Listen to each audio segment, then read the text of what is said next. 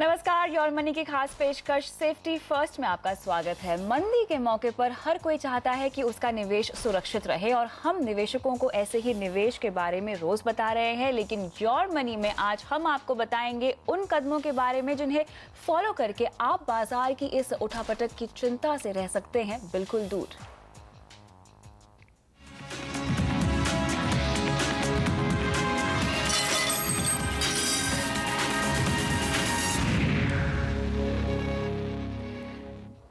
आज के खास शो में हमारा साथ देंगे फ्रीडम फाइनेंशियल प्लानर के सीईओ सुमीत वैद्य। सुमीत, आपका शो पर स्वागत है। चर्चा की शुरुआत करते हैं और सबसे पहले सुमीत, इस तरह की जो मार्केट कंडीशन फिलहाल बनी हुई है, जाहिर तौर पे एक आम निवेशक को बहुत टेंशन होगी उसके रिटर्न्स को लेकर, उनके गोल्स को लेकर। लोगों ने फाइनेंशियल प्लानिंग तो कर रखी होगी, अपने गोल्स को निर्धारित भी यहाँ पे करके रखा होगा, लेकिन जिस तरह की मार्केट सिचुएशन है, क्या गोल्स को रीअलाइन करने की जरूरत है? अब क्या लगता है आपको, उनको अपनी फाइनेंशियल प्लानिंग में बदलाव करने की जरूरत है या डरने की कोई जरूरत नहीं है? ये जो सिचुएशन है ये बहुत जल्दी खत्म हो जाएगी, मार्केट स्टेबल हो जाएगा, तो आपको अपनी प्लानिंग में बने रहना चाहिए। What is your take? मेरा एक टेक एक अपना पर्सनल लाइफ का है कि मेरी जिंदगी की एस्पिरेशंस हैं, मेरे गोल्स हैं, मेरे ड्रीम्स हैं, मेरे फियर्स हैं, और वो इस मार्केट के हिसाब से ऊपर नीचे नहीं होते हैं। कविता, मतलब मेरी जो एस्पिरेशन है, जो मैं चाहता हूँ अपनी ज़िंदगी में अपने लिए करना, अपनी फैमिली के लिए करना, उसका कोई लिंकेज इस मार्केट से नहीं है। मतलब मैं एक अपने बच्चे के लिए अच्छी एजुकेशन चाहता हूँ, मैं चाहता हूँ एजुकेशन, कल मार्केट नीचे चली जाए तो इसका मतलब ये नहीं है कि मैं उसके लिए अच्छी एजुकेशन नहीं दे पाऊंगा। सो गोल तो आपके स्थिर हैं, बट ये यूजुअली देखा गया है कि मार्केट की उतार चढ़ाव से आपकी मेंटल स्ट्रेस की उतार चढ़ाव बहुत ऊपर नीचे चलती है और वो एक फियर क्रिएट करती है। वो फियर एक पैरालिसिस क्रिएट करता है और उस पैरालिसिस में आप ज़्यादा आके टीवी न्यूज़ देखते हैं और टीवी न्यूज़ देखते हैं तो आपका और फियर बढ़ जाता है और उसमें आपकी रात की थोड़ी बहुत नींद भी हराम हो जाती है। तो आपको सबसे पहले क्या करना चाहिए? इमरजेंसी प्लानिंग करनी चाहिए, जो कि आपके फियर का यहाँ मुकाबला करेगी। बिल्कुल, आपका जो फियर है वो एक आपके दिमाग का फियर है, उसको अटैक करने के लिए, उसको कंट्रोल करने के लिए इमरजेंसी प्लानिंग एक बहुत ही अच्छा भगवान ने टूल बनाया है कि आप उसे बनाइए। और जब भी आपको फियर हो, जाके देखिए कि आपकी इमरजेंसी प्लानिंग, आपकी डिजास्टर रिकवरी प्लानिंग, आपकी बिजनेस कंटिन्यूटी प्लानिंग ठीक है या नहीं है। जैसे ही आप इसको डालेंगे, आप देखिए आपका ब्लड प्रेशर लेवल कम हो जाएगा। बिल्कुल। फॉर एग्जाम्पल, जैसे कि अगर आपकी जैसे कि सिनेरियो है, आज के लोगों की जॉब बहुत ज्यादा जा रही है, तो उसके लिए आपको एक कंटिजेंसी फंड बनाने की जरूरत है। तो इसमें 1 साल से लेके 6 महीने तक की अपनी सैलरी को आप अलग से रखिए और उसे जमा कीजिए। बिल्कुल। अब हर किसी का फियर अलग हो सकता है। किसी का फियर है आजकल जॉब लॉस का, और ये ज्यादातर उन लोगों का फियर होता है जिनके पास ज्यादा लोन अमाउंट होते हैं। आप ईएमआई टू ईएमआई जी रहे हैं हर महीने, आपको सडनली लगता है अगर मेरी नौकरी चली गई तो मैं क्या अपनी ईएमआई दे पाऊंगा? वो आपके अंदर ही अंदर आपको चिंता खाने लग जाती है। उन लोगों के लिए बहुत ही इंपॉर्टेंट है, कंटिजेंसी इमरजेंसी प्लानिंग कीजिए। 6 महीने, 1 साल, 2 साल, जो भी आपका कंफर्ट है उतना एक्सपेंसेस बैंक में रखिए, उस चेकबुक को अलग से बंद करके रख दीजिए। आप देखेंगे कि अमूमन ये करने के बाद आपको एक बहुत मेंटल पीस मिलेगी। जैसे ही आपने ये किया, आपको ये समझ में आने लग जाएगा कल कोई मेरी जिंदगी में कुछ भी ऐसा हो जिस वजह से मेरी नौकरी जाए और कुछ हो, अंडर कंट्रोल रहेंगे। किसी और का फियर कुछ और हो सकता है। किसी का फियर हो सकता है कि सडनली कहीं कोई क्रिटिकल इलनेस ना हो जाए मेरी फैमिली के अंदर, बिकॉज हिस्ट्री में ऐसा कई बार देखा गया। किसी का कोई फियर होगा एक्सीडेंट ना हो जाए। आपका कुछ भी एक इमरजेंसी का फियर है, उसकी प्लानिंग कीजिए और अपनी टेंशन को नीचे कीजिए। एब्सोल्युटली। जहां तक फाइनेंशियल प्लानिंग की बात है, मेरे ख्याल से इमरजेंसी प्लानिंग तो एक क्रक्स है, एक बेसिक है जिससे आपको अपनी फाइनेंशियल प्लानिंग की शुरुआत यहाँ पर करनी चाहिए। लेकिन उसके बाद दूसरे नंबर पे आती है आपकी रिस्क प्लानिंग। इमरजेंसी प्लानिंग के बाद आपकी जो रिस्क है, आपकी लाइफ को लेकर, आपके वेल्थ को लेकर, आपके एसेट्स को लेकर, उनको कवर करना बहुत जरूरी होता है। बहुत जरूरी है। इमरजेंसी प्लानिंग आपकी फाउंडेशन है। जब तक आप अपनी फाउंडेशन ले नहीं करेंगे, आपकी फाइनेंशियल फ्रीडम अचीव नहीं होगी। फाइनेंशियल फ्रीडम के लिए सबसे पहले इमरजेंसी प्लानिंग कीजिए। अपने मेंटल की स्ट्रेस लेवल, टेंशन लेवल को दूर कीजिए। खासकर इन दिनों में जबकि वॉलेटिलिटी बढ़ जाती है, इमरजेंसी प्लानिंग आपके लिए बहुत काम आएगी। इमरजेंसी प्लानिंग करते ही उसके बाद अपने आप लाइफ के अंदर आपकी फैमिली को क्या क्या रिस्क है, और खासकर अगर आप अपनी फैमिली को सच में प्यार करते हैं तो आपको इमरजेंसी और रिस्क प्लानिंग जरूर करनी चाहिए। जिनकी नहीं होती है इमरजेंसी प्लानिंग और रिस्क प्लानिंग, मैं उनसे जाके एक क्वेश्चन पूछता हूं कि आप सच्ची में अपनी फैमिली को प्यार करते हैं या नहीं करते हैं? मेरे को नहीं लगता, क्योंकि आप अगर स्ट्रेट वे ग्रीड या buying and selling of stocks में चले जाते हैं विदाउट इनको ध्यान में रखते हुए, तब कोई बहुत बड़ा प्रॉब्लम आप ले रहे हैं अपनी फैमिली के लिए। रिस्क प्लानिंग के अंदर सबसे पहले आपने देखना है लॉस ऑफ इनकम। जो भी एक फैमिली का अर्निंग मेंबर है, जो इनकम है, उसका अगर कल कुछ उसको हो जाता है, क्या इम्पैक्ट होगा फैमिली में। सो लॉस ऑफ इनकम का प्लान करना बहुत इंपॉर्टेंट है। उसी तरह लॉस ऑफ हेल्थ, इसके लिए एक टर्म कवर आपको लेना चाहिए। बिल्कुल, लॉस ऑफ इनकम के लिए प्योर टर्म कवर लीजिए, एडिक्वेट लाइफ इंश्योरेंस लीजिए। ये नहीं कि एक बहुत बड़ा आप इंश्योरेंस पॉलिसी या प्लान ले लीजिए जिसमें 20 लाख की या 25 लाख की कवर है। आपको मिनिमम आजकल एवरेज इंडियन फैमिली को 1 करोड़ का कवर चाहिए, तो उसको आप टर्म प्लान से पूरा कीजिए ताकि कल कुछ भी हो तो आपकी फैमिली का रिस्क ना रहे। एब्सोल्युटली। और हेल्थ कवर के लिए आपको हेल्थ इंश्योरेंस होना बहुत जरूरी है। बहुत जरूरी है। तो लॉस ऑफ हेल्थ दूसरा रिस्क है, उसको कवर कीजिए हेल्थ इंश्योरेंस के साथ। हेल्थ इंश्योरेंस के साथ साथ एडिक्वेट हेल्थ इंश्योरेंस होनी बहुत इंपॉर्टेंट है। हम देखते हैं कहीं भी फैमिलीज को उनके पास 1 लाख, 2 लाख, 3 लाख का कवर है। आपको जाके देखना है कितने फैमिली मेंबर हैं। अगर आपके पेरेंट्स हैं तो उनका भी हेल्थ इंश्योरेंस होना बहुत जरूरी है। चांसेस हैं कि उनकी हेल्थ इंश्योरेंस आपसे पहले ज्यादा नीड आएगी उनकी। तो हेल्थ इंश्योरेंस लीजिए और हेल्थ इंश्योरेंस के साथ साथ क्रिटिकल इलनेस प्लान जरूर लीजिए। ये जो टॉप 10 डिजीजेज हैं, नजरअंदाज हो जाता है। क्रिटिकल इलनेस प्लान लोग ज्यादातर अवॉइड कर लेते हैं। बिल्कुल अवॉइड कर लेते हैं, या करते भी हैं तो लाइफ इंश्योरेंस के ऊपर एक राइडर की तरह ले लेंगे। उसके अंदर आपकी लाइफ इंश्योरेंस का कवर छोटा, तो क्रिटिकल इंश्योरेंस तो बिल्कुल बेबी के बराबर हो जाता है। इसका ना होना अच्छा है। तो आप उसको अलग से कवर लीजिए और एडिक्वेट कवर लीजिए ताकि कल कुछ खुदा ना खास्ता बड़ा कुछ हो जाए तो आपको एक शॉट में पैसा मिले। बिल्कुल। कई बार ऐसा होता है कि अगर किसी कंपनी ने आपको प्रोवाइड किया हुआ है हेल्थ इंश्योरेंस प्लान, तो लोगों को लगता है कि हमारे पास अलग से कोई प्लान लेने की हमें जरूरत नहीं होती। तो क्या ये सही है अप्रोच? बिल्कुल गलत अप्रोच है और ये मेरे साथ हुआ। मैं अपना बिजनेस शुरू करने से पहले, फाइनेंशियल प्लानिंग से पहले कॉर्पोरेट लाइफ में काम करता था। तो मैंने जो हेल्थ इंश्योरेंस थी कंपनी ने दिया हुआ था। सडनली जब मैंने अपना बिजनेस शुरू किया तो मुझे रियलाइज हुआ कि अगर कितनी लेट पॉलिसी ली है मैंने हेल्थ इंश्योरेंस की, कॉस्ट बढ़ जाती है। जितनी जल्दी मैं अपने नाम पे पॉलिसी लेता हूं मेरी कॉस्ट उतनी कम रहती है और एक्सक्लूजन्स कम होते हैं। मतलब मेरी जो इलनेसेस हैं एज के साथ आती जाएंगी वो एक्सक्लूड होती जाती हैं। तो आपको जितनी जल्दी हो सके अपने नाम पे कवर लेना है। कल आप नौकरी छोड़ेंगे, बिजनेस करेंगे, सिर्फ कंपनी के इंश्योरेंस पे आप रिलाय मत कीजिए। आते हैं आखिरी रिस्क पे, जो है आपका एसेट रिस्क। ये तो बहुत ही क्लासिकल रिस्क है हिंदुस्तान में। हम इतना पैसा डाल के रियल एस्टेट बनाते हैं, फ्लैट बनाते हैं, उस पर पैसा खर्च करते हैं, बट उसकी इंश्योरेंस के बारे में ना हम सोचते हैं ना कोई हमें बताता है। और कई बार ये हमारे ड्रीम्स का पार्ट भी होता है। हमें घर लेना है, हमें बहुत बड़ा बंगलो लेना है, ये अक्सर हमारे ड्रीम्स का हिस्सा होता है जिसको हम लोग इंश्योर नहीं करते। बिल्कुल। और उसमें इटालियन मार्बल लगाना है, उसमें सैमसंग का स्मार्ट टेलीविजन लगाना है, बट मैं उसको इंश्योर नहीं करता। ये बहुत इंपॉर्टेंट चीज़ है। आप लोगों को खासकर ये सिचुएशन, मैं आपको एक जानबूझ के स्कैरी सिचुएशन देता हूँ। मान लीजिए आपका 2 या 3 घरों में इन्वेस्टमेंट है, सडनली उस शहर में अर्थक्वेक आ जाता है और घर नीचे चला जाता है, क्या करेंगे आप? तो आपने सोचा उस बारे में? इमरजेंसी प्लानिंग, डिजास्टर प्लानिंग, ये सब चीज़ें सोचनी और उसको पूरा करना बहुत ज़रूरी है। तो बहुत अच्छे अच्छे एसेट इंश्योरेंस कवर्स हैं, प्रॉपर्टी इंश्योरेंसेस के कवर आ चुके हैं जो कॉम्पोजिट होते हैं, जिसमें घर के वाइट गुड्स भी कवर होते हैं। आप एनालाइज कीजिए और उनको जरूर लीजिए। जो रिस्क प्लानिंग है, loss of income, loss of health, loss of asset, emergency planning के साथ आपकी टेंशन को कम करेगी, खासकर इन दिनों में जब आप देखेंगे कि आगे पीछे जो मैं पढ़ रहा हूँ उसमें सब कुछ ऊपर नीचे या उथल पुथल मचल रही। प्रॉपर्टी इंश्योरेंस को लेके एक बिलीफ भी है कि वो अक्सर महंगे होते हैं। एक्चुअली मेरा उल्टा पॉइंट है। प्रॉपर्टी इंश्योरेंस जितना आप सोच रहे हैं उससे काफ़ी सस्ते होते हैं, बट उसमें काफ़ी डिटेलिंग की ज़रूरत होती है। आपको बैठ के अपना पूरा लिस्ट देना पड़ेगा हाउस होल्ड आइटम्स का, जिन जिन की आप इंश्योरेंस चाहती हैं, और यूजुअली देखा गया कि उनका बिल वगैरह और बाकी जो उनकी प्रोसीजर्स हैं उनको पूरा करना चाहिए। एक्चुअली मेरे को दूसरा प्रॉब्लम है इसमें इंडस्ट्री से, मुझे अपने एजेंट्स भाइयों से भी बड़ी प्रॉब्लम है, बिकॉज ये ज़्यादातर पॉलिसी जाके एडवाइज ही नहीं की जाती है, बिकॉज इसके अंदर उनको लगता है कि रेवेन्यू ज़्यादा नहीं है। इसलिए मैं हर बार फाइनेंशियल प्लानिंग के शो में आके बोलता हूँ कस्टमर्स को कि वो फी देना शुरू करें अपने फाइनेंशियल प्लानर्स को, तो अच्छे प्रोडक्ट्स उनके पास आना शुरू होंगे। जब आप अपने एजेंट को जाके बोलेंगे आप कमीशन ले लीजिए, तो आपको वो प्रोडक्ट देगा नहीं जिसमें उसको कमीशन नहीं मिलनी। उनमें से सबसे बड़ा प्रोडक्ट प्रॉपर्टी इंश्योरेंस है, बिकॉज उसका प्रीमियम छोटा है, कमीशन उससे छोटी है। क्या जरूरत है? गलत approach. Please pay your financial advisors. और अगर एजेंट्स के पास ना भी अगर जाना हो आपको, तो अवेयरनेस तो होनी बहुत जरूरी है, जानकारी होनी बहुत जरूरी है कि इस तरह के इंश्योरेंस लेना बेहद जरूरी है आज के समय में। 2 करोड़ का घर ले रहे हैं आप, सोचिए उसके बारे में, कल कुछ हुआ ऊपर नीचे तो क्या करेंगे आप? बिल्कुल। रिस्क प्लानिंग के बाद अब बात आती है बहुत ही अहम प्लानिंग, जिसके लिए हम लोग इन सब चीजों को इग्नोर कर देते हैं, हमारे गोल्स की प्लानिंग, हमारे ड्रीम्स की planning. Life is all about dreaming. मेरा अपना मानना है dreams are God's way of communicating with you. सपनों के जरिए भगवान आपसे कम्युनिकेट करता है और आपकी जिंदगी में सपने ही सब कुछ हैं। ये मेरी अपनी बिलीफ है और मैं अपनी ज़िंदगी वैसे जीता हूँ। तो मैं हर किसी को, हमारे जो कस्टमर होते हैं, मेंबर्स होते हैं, आप हैं, सबको ये बोलता हूँ कि आप अपने लाइफ में बैठिए, अपने ड्रीम्स को गोल्स में कन्वर्ट कीजिए। यही बहुत मुश्किल, मेरे ख्याल से मुश्किल पॉइंट होती है कि यहाँ पे अपने ड्रीम्स को आप गोल्स में किस तरह से कन्वर्ट करें, कैसे समझें कि ये गोल हमारा बिल्कुल प्रैक्टिकल है और बिल्कुल अचीवेबल है। सबसे पहले तो आपको एक अच्छा फाइनेंशियल प्लानर चाहिए, बिकॉज यहाँ पे मेरे को अपॉर्चुनिटी दी है आपने फाइनेंशियल प्लानिंग के बारे में बात करने के लिए। जैसे हर एक फैमिली को एक फैमिली डॉक्टर चाहिए, वैसे ही एक फैमिली को फैमिली फाइनेंशियल प्लानर चाहिए। चाहे वो बैंक का आरएम है या फाइनेंशियल प्लानर है, कुछ मैटर नहीं करता, एक एडवाइजर होना चाहिए। आप उसके साथ बैठिए, अपने ड्रीम्स को डिस्कस कीजिए। मैं आपको एक बड़ा इंटरेस्टिंग इंस्टेंस बताऊंगा। यूजुअली हम देखते हैं कि जब हस्बैंड एंड वाइफ हमारे साथ बैठते हैं अपनी फाइनेंशियल प्लानिंग की बात करने के बारे में, और उनसे हम ये क्वेश्चन पूछते हैं आपके फैमिली ड्रीम्स क्या है। क्वेश्चन है फैमिली ड्रीम्स क्या है।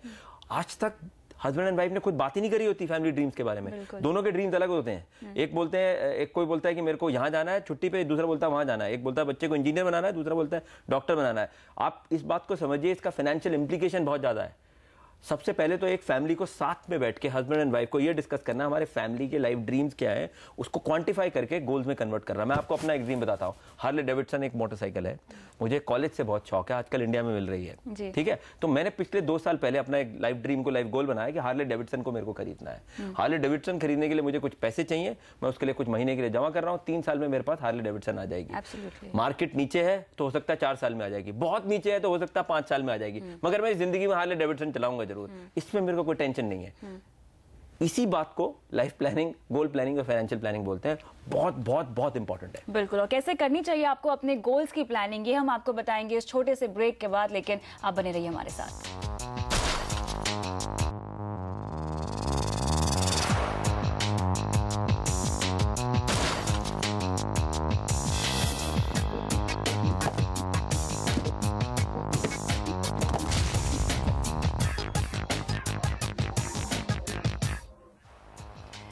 योर मनी की खास पेशकश सेफ्टी फर्स्ट में आपका फिर से स्वागत है। आज हम आपको बता रहे हैं मौजूदा मार्केट कंडीशन में आपको अपनी फाइनेंशियल प्लानिंग कैसे करनी चाहिए, और इसमें हमारा साथ दे रहे हैं सुमीत वैद्य। सुमीत, ब्रेक पर जाने से पहले हमने इमरजेंसी प्लानिंग कर ली, रिस्क प्लानिंग कर ली और गोल्स पर भी डिस्कशन कर लिया, लेकिन अब आगे बढ़ते हुए सपने देखना तो कोई भी बंद नहीं करता।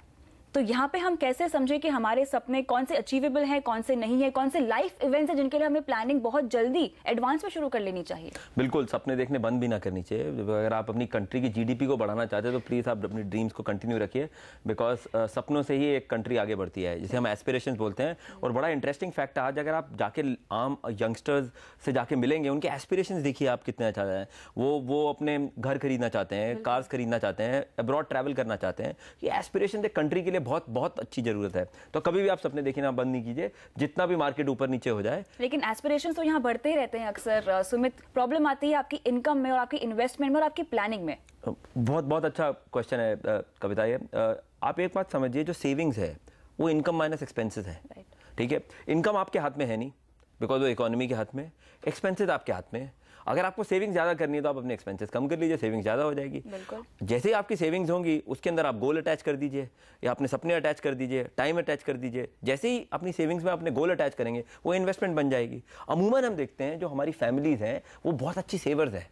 हम बहुत पैसा सेव कर लेते हैं। India is known as a saving country. बिल्कुल। और यूजुअली फैमिलीज 20 to 30% सेव कर रही हैं, बट वो सेव किसी गोल के साथ नहीं करती हैं, कोई गोल लिंकेज नहीं होता है। तो उस सर्कमस्टांस में अगर आप गोल लिंक नहीं कर रहे हैं और मार्केट की वॉलेटिलिटी आती है, तो आप डर के क्या करेंगे, फिक्स डिपॉजिट ले लेंगे।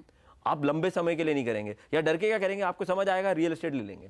That is not a right approach. आप अपने गोल्स को आर्टिकुलेट कीजिए, गोल्स को प्लान कीजिए, और उन प्लानिंग के अंदर एसेट एलोकेशन लेके फंड लीजिए। एग्जांपल लेते हैं, 2 तरह के गोल्स होते हैं। एक होते हैं लाइफ इवेंट्स। लाइफ इवेंट्स माने कि आपको वो करना ही है, आप ऐसा अवॉइड नहीं कर सकते, ऑप्शन नहीं कर सकते। प्लानिंग करनी बहुत जरूरी होती है। बिल्कुल। आप चिल्ड्रंस एजुकेशन को ये नहीं बोल सकते ये मेरा ड्रीम है, वो आपका लाइफ इवेंट है। आप अपने बच्चों को सपना थोड़ी आपको एजुकेट करना ही है, और हर कोई चाहेगा एक अच्छी education. So child education is a life event. Similarly marriage is a life event, retirement is a life event. I have heard, मेरे को कई बार फैमिली आके बोलती है हमारी ड्रीम है कि हम रिटायरमेंट प्लानिंग करें। अरे ड्रीम नहीं है भैया, वो जरूरत है।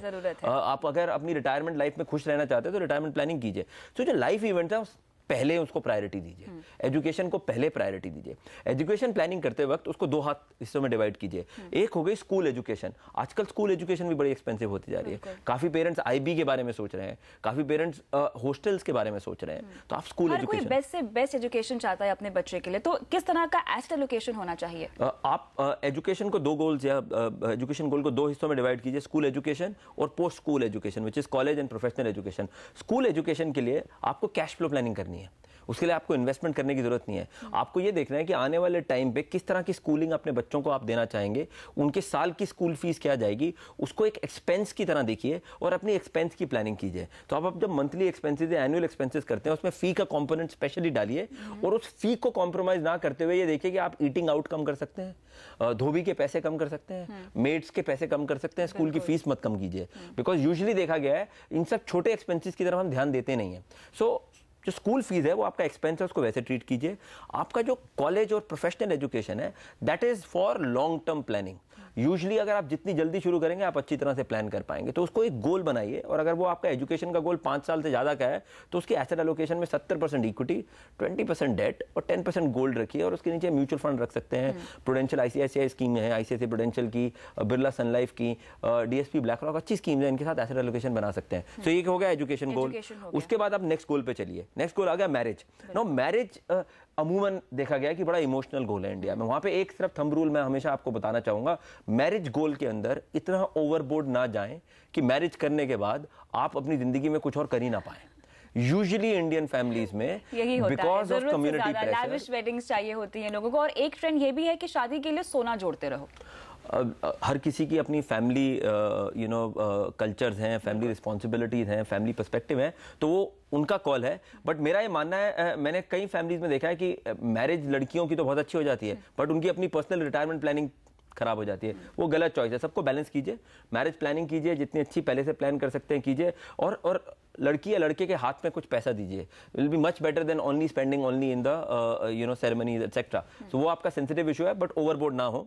सो मैरिज प्लानिंग हो गई। तीसरा इज रिटायरमेंट प्लानिंग। बहुत बहुत बहुत क्रूशल है। आजकल मेडिकल साइंसेज इतनी इंप्रूव हो रही है कविता, मेरा biggest fear is longevity risk. आपकी जो लाइफ लिविंग एबिलिटी है वो बढ़ती जाएगी बिकॉज मेडिकल साइंसेज की अच्छी होने की उम्र से की वजह से। तो इसका मतलब है कि आप जिस उम्र में रिटायर होंगे, मान लीजिए आप 55 साल की उम्र में रिटायर हुए और 90 साल तक जिए, तो आपके पास ना वो 40 साल है, 40-45 साल पोस्ट रिटायरमेंट, जिसमें आपको अपनी लाइफस्टाइल को मेंटेन करना है, अपनी जिंदगी को एंजॉय करना है और लास्ट के 5-10 साल के लिए कुछ हेल्थ फंड भी रखना है कि अगर जरूरत पड़े तो उसको ले। इसलिए रिटायरमेंट प्लानिंग एक बहुत इंपॉर्टेंट है। और रिटायरमेंट प्लानिंग का मतलब ये नहीं है कि आप अपने बच्चों पर रिलाई कीजिए। बच्चों के ऊपर रिलाई करना रिटायरमेंट प्लानिंग एक बहुत गलत है और एक्सपेक्टेशन भी बहुत गलत है। जितनी पहले आप रिटायरमेंट प्लानिंग शुरू करेंगे उतना फायदा होगा। जल्द से जल्द आपको शुरू कर लेनी चाहिए। जितनी यंग एज में शुरू करेंगे उतना आपके लिए अच्छा। और रिटायरमेंट प्लानिंग के अंदर 2 फेजेस होते हैं। एक होता है एक्यूमुलेट, मान लीजिए मैं 30 साल का हूं, मैंने सोचा कि मैं 55 साल की उम्र में रिटायर होऊंगा, तो अगले 25 साल में मुझे कितना पैसा जमा करना है कि रिटायरमेंट होने के बाद मुझे हर महीने उतना पैसा मिले जिससे मेरा लाइफस्टाइल निकल के आए। और उसके बाद यहाँ इन्फ्लेशन काउंटिंग करना बहुत जरूरी होता है। बहुत जरूरी होता है। मान लीजिए आज आपका घर का खर्चा 1 लाख रुपया है, 25 साल बाद हर महीने का 25 साल बाद वो 1 लाख रुपए 1 लाख रहेगा, 1.5 लाख रहेगा, 2 लाख, उसमें इन्फ्लेशन का रोल आएगा। प्लान कीजिए उसको, सोचिए और ये सोचिए कि अगर 55 में रिटायर हुए तो 90 साल तक के लिए या 80 साल तक के लिए मुझे प्लान करना है। बिल्कुल। तो रिटायरमेंट प्लानिंग के लिए लेकिन कौन कौन से इंस्ट्रूमेंट्स हैं जहां पर आप इन्वेस्टमेंट कर सकते हैं और कैसे आपको उनका फायदा मिल सकता है, साथ ही आपके शॉर्ट टर्म गोल्स को आप कैसे अचीव कर सकते हैं, इन सब पर बात करेंगे लेकिन इस छोटे से ब्रेक के बाद।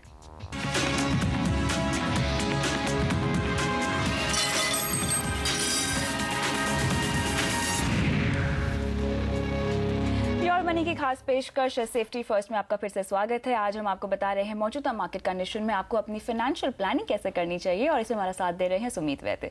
सुमीत, ब्रेक जाने से पहले हमने रिटायरमेंट प्लानिंग की यहाँ पे बात की है, अब समझना चाहेंगे कौन कौन से इंस्ट्रूमेंट्स हैं जिनमें इन्वेस्ट करके हम रिटायरमेंट प्लानिंग कर सकते हैं। रिटायरमेंट प्लानिंग एक लॉन्ग टर्म की गोल होता है। यूजुअली देखा गया है 10 से 12-15 साल का गोल होता है। तो सबसे पहले तो जितने भी सैलरीड एम्प्लॉयज़ हैं उन सबको एम्प्लॉयज़ प्रोविडेंट फंड को जरूर यूज़ करना चाहिए। अगर जो सैलरीड नहीं है उनको पीपीएफ जरूर यूज़ करना चाहिए। गवर्नमेंट की बहुत अच्छी फीचर है, उसको आप यूज़ कीजिए। उसके बाद अपने फाइनेंशियल प्लान में जैसे ही आप 10 साल का गोल बनाएंगे उसमें जो एसेट एलोकेशन करेंगे वो एक एग्रेसिव एसेट एलोकेशन है, बिकॉज लॉन्ग टर्म है। तो आप इसमें लॉन्ग टर्म एसेट एलोकेशन कर सकते हैं जिसमें 70 से 80% इक्विटी में डालिए। और इक्विटी जब मैं बोलता हूँ, इक्विटी म्यूचुअल फंड्स की बात करता हूँ। म्यूचुअल फंड है आईसीआईसीआई प्रूडेंशियल के हो गए, बिरला सन लाइफ के के हो गए, DSP ब्लैक रॉक के हो गए, इन सब के अच्छे फंड्स हैं उनके अंदर डालिए। और इक्विटी के अलावा फिक्स्ड इनकम में आप 20 से 20% के आसपास एलोकेट कर सकते हैं। फिक्स्ड इनकम मतलब बॉन्ड फंड्स।